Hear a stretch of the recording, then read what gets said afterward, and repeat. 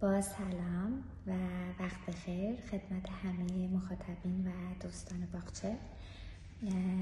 من خیلی خوشحالم که در خدمتتون هستم و این فرصت برای من به وجود اومده تا بتونم از طریق این پلتفرم با شما صحبت بکنم در راستای معرفی خودم و همچنین کلاس موسیقی که قرار هست امسال در باغچه برای بچه‌ها برگزار بشه. اسم من آیدا ندافیان هست. من دانشجوی سال دوم رشته دکترای میوزیک ادویکیشن هستم در دانشگاه باستون یونیورسیتی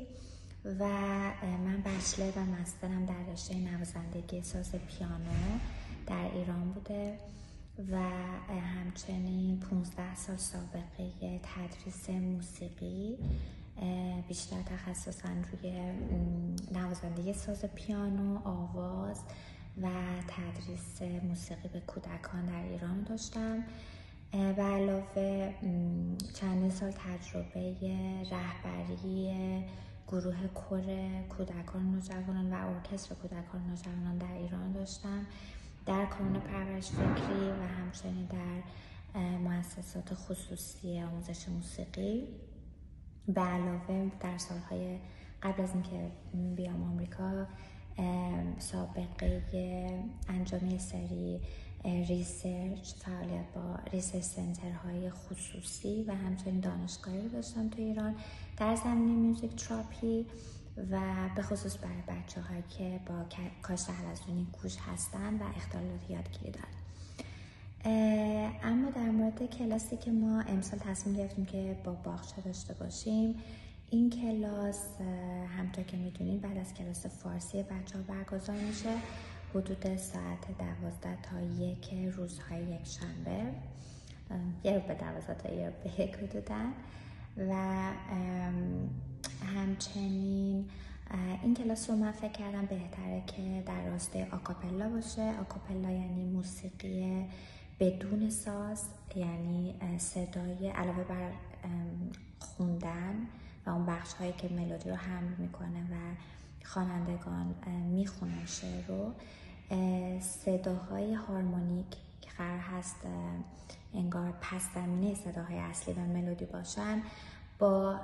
صدای انسان تقلید میشن و به وجود میان و در اون به جز بادی پرکاشن ها هیچ ساز دیگه‌ای به کار برده نشده. دلیل اصلی که این فرم رو من انتخاب کردم به دلیل این بودش که خب توی این مدل خیلی روی هجاها تمرکز میشه و اصولا برای بچه‌های دو زبانه که یه مقدار روی تلفظ بعضی از هجاها مشکل دارن، فکر کردم که شاید این روش بتونه کمکشون بکنه که یه سری هجاها رو بیشتر بتونن تقلید بکنن، تکرار بکنن و یه جور انگار حالت آواورزی برشون داشته باشه. به علاوه این که خب یک اجرایی رو انگار به مرحله عمل رسوندن مستلزم این هستش که حالا بچه‌هایی که توی رده‌های سنی نزدیکتر به همدیگه هستن با همدیگه کار بکنن و از لحاظ موزیکال به یک مرحله قابل قبولی برسن. منتها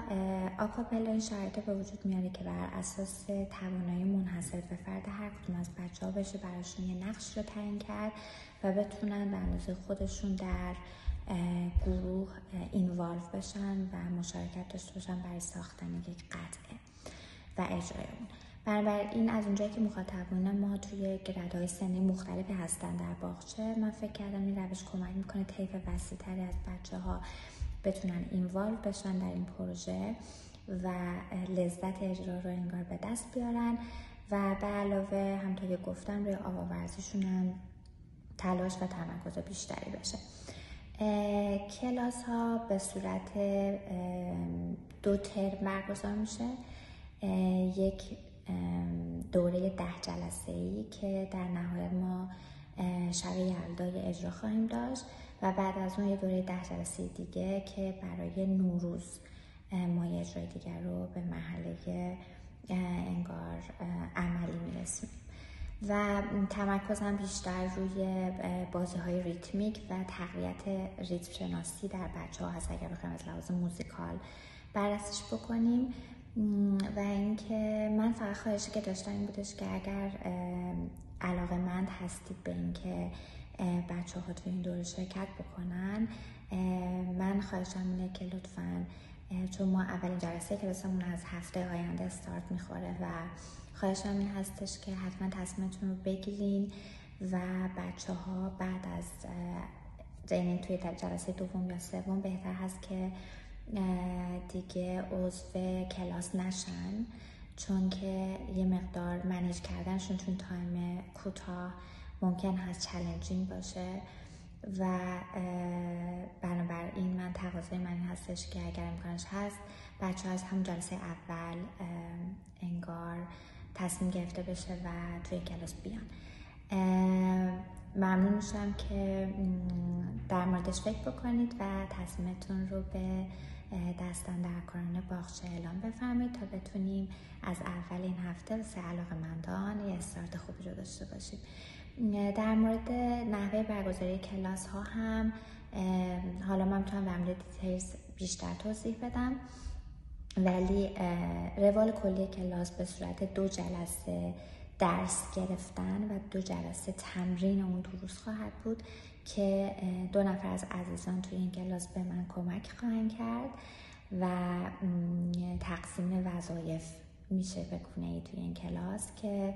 عرض کردم در مورد دیتیلز میتونیم بیشتر با هم صحبت بکنیم. اگر سوال یا نکته بود من خوشحال میشم که بهتون جواب بدیم و میتونید با تلگرام یا راه دیگه‌ای که با باغچه در تماس هستید حتما سوال رو بپرسید، ولی من گروه رو چک میکنم و اگر سوالی بود و من دیدم حتما پاسخگو خواهم بود اونجا. فقط این که دوباره تاکید میکنم برای اینکه واقعا منیج کردن بچه ها سخته، لطفا از جلسه اول اگر تصمیم دارید بچه ها رو اینوالو کلاس بکنید و بیشتر از اون دیرتر یعنی نشه. خیلی ممنونم، بازم خوشحالم که در خدمتتون هستم امسال و به امید کارهای بزرگ و خیلی قشنگ. مرسی، روز بخیر.